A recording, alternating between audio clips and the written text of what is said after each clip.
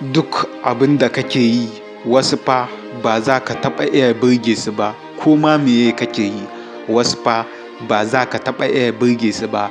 Kamar yadda ba kowa bane yake burge ka, haka kai ma ba kowa bane za ka iya burgewa. Ni ga yanda nike, idan ina yin wani abu da zai sa na ci gaba a cikin rayuwata, to ko da mutane suna yi min dariya, suna yi min wasu maganganu wanda ba su dace ba, ba zan saurare su ba. Ko da abin da nike baya burge su, kawai zan tafiya ni kaɗai ne, kuma tabbas ina yin nasara. Duk abin da na sa gaba, ko da mutane suna zagina, suna yi min wasu maganganu wanda ba su dace ba, ko da suna yi min dariya ne, in dai na mai da hankali na wajen yin wannan abin, to tabbas ina yin nasara, tabbas ina yin nasara.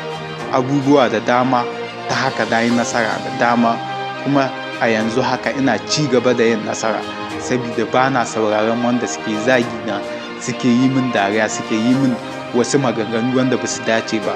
Duk wannan abubuwan ina mai da su kote ne, yi nike kamar ma ban san ana yin su ba, kuma wannan yana taimaka min sosai. Ina yin nasara duk abin da na sa gaba, yanzu haka ina yi ta ci gaba da samun nasara.